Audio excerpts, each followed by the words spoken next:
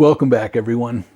Recently, we moved 3 brick buildings that were here and moved them over there. Then we placed a marine supply and hardware store right here. Well, originally, that was supposed to be here on top of a wood pier. So in today's video, we're going to build a structure that goes on a wood pier in that location. All right, let's get to it. Okay, the kit we're using is from Fosscale Models, and it was one of their free kits. So if you order a certain dollar amount off the website, you get a free kit. And it usually happens once a year that they offer this.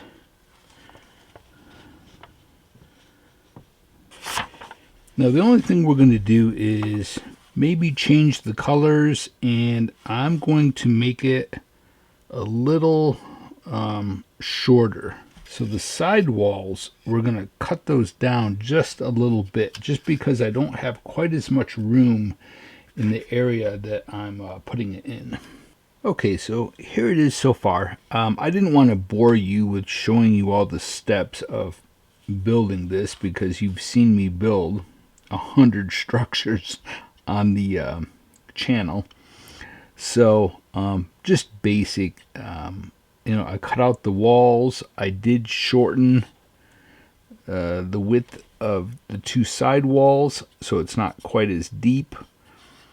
After I got all the walls cut out, I used a pounce wheel and put nail holes in. I lifted a couple of the boards here and there. Then I added my bracing. I stained the walls. And then the windows and trim are all just a reddish brown primer. Then I just started to assemble everything. So it has a roof, a pointed roof that goes on there, and this goes like that. And then I built this. That'll go on the front. Now this goes on a wooden pier. So maybe I'll show you a little bit more of how I do my wooden piers. Okay, as you can see, I'm making the pier for the structure.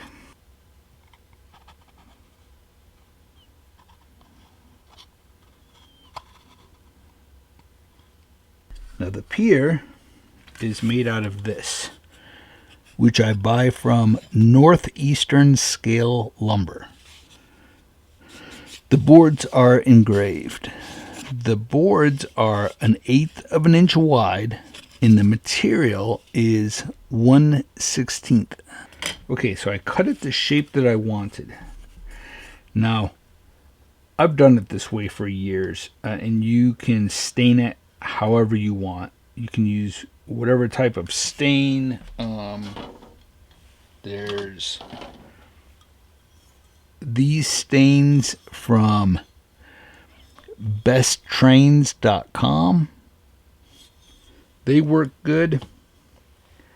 I like this color that I use, and I do bittersweet chocolate and a dark gray. This happens to be zinc.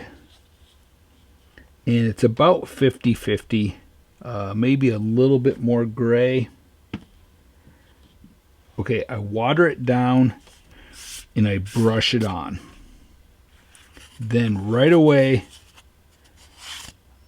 I dip my brush in water, a lot of water, and I just soak the back of it. Then I set it down, put some weights.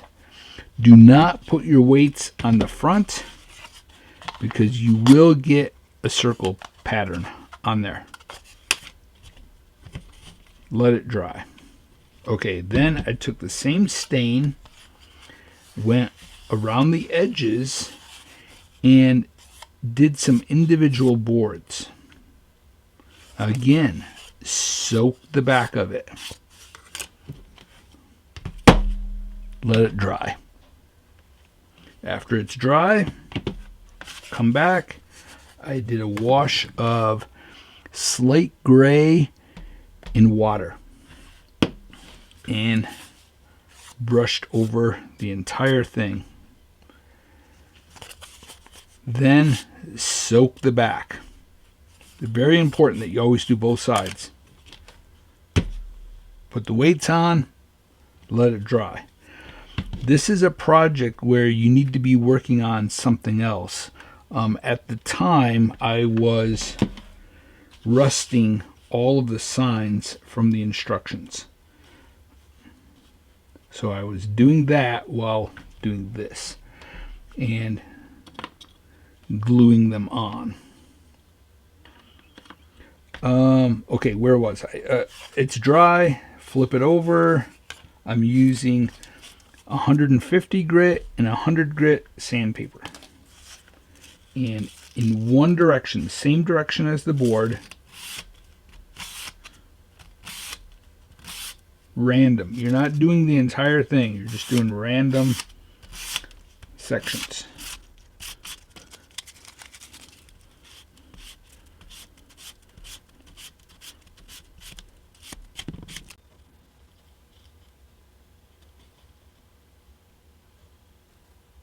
Now you can, let's see,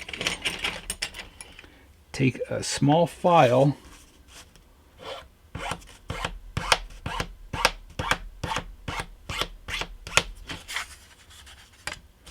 and the ends of the boards,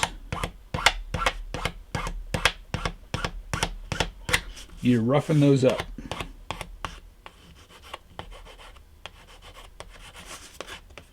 Drag it across if you want, as rough as you want. And you can take your knife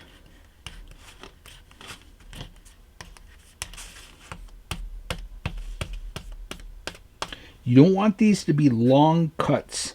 You have to think of an HO scale figure and say if they were dragging a crate or some metal, say dragging an anchor and it scratched the wood.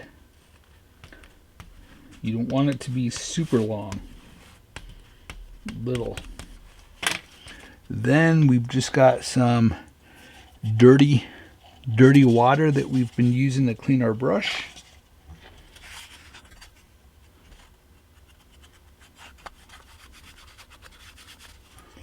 Let that go into all of those cuts in that sanded area.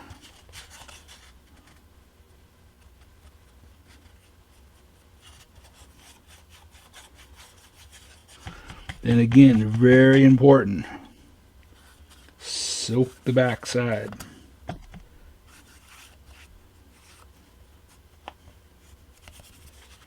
Okay, set it down,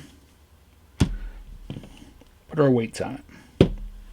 Now again, you do not have to do it this way. You can simply use a stain both sides, put weights on it, and be done. That simple. I like adding the layers. I think it gives it more character for sure. Now I just put boards across the bottom going the opposite direction of the boards. Very important. And I spaced them based on my wooden dowel. Now, you can use different thicknesses. I have all different thicknesses on my layout. This happens to be an 1/8. I think I have some that are 3/16. I probably wouldn't go any wider for HO scale than 3/16. This is a little bit thin, but I'm using it for some variety. And again, you can get these at Hobby Lobby, Michael's, Amazon. So you just space your boards so that they go in between them.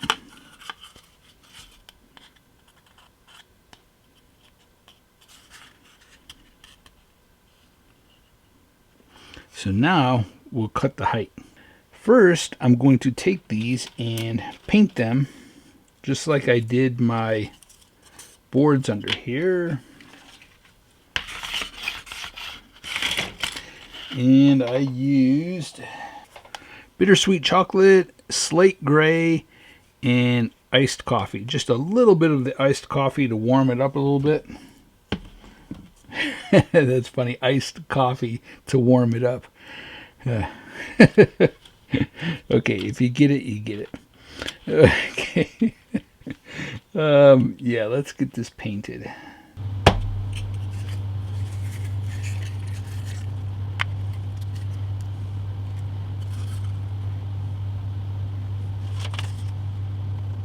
That is the height that I want it. So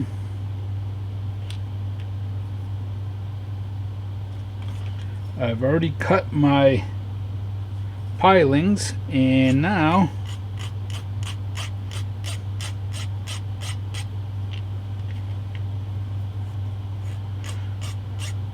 I'm rounding the top of them.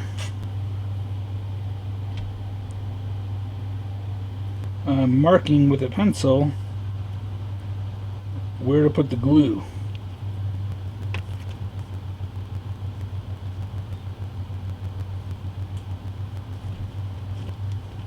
Want to make sure they're fairly straight. Now we can take some accelerator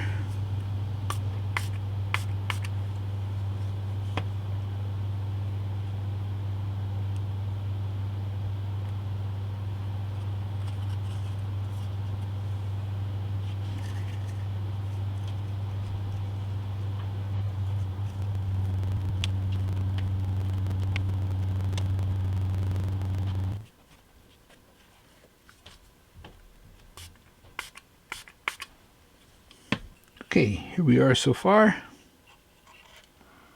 The pilings are glued on.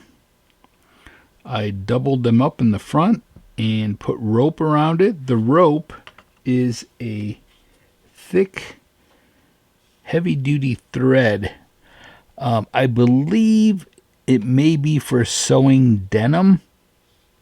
It's thicker than your normal thread, but most fabric stores will have it. I think I bought this at Hobby Lobby. And then for the barnacles on there, I used fine ballast.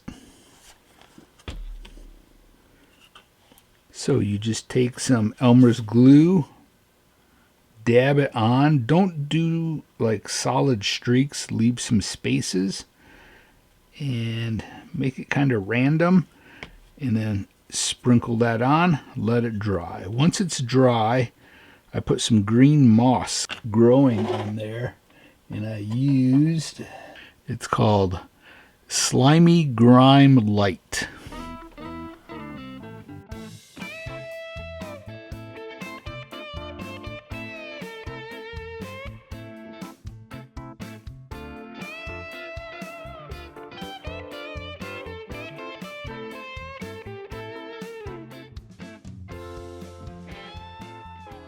All right, that's all the time we have for today. Thank you all so much for watching. Truly appreciate it. Join me tomorrow and we'll try to wrap up this new project.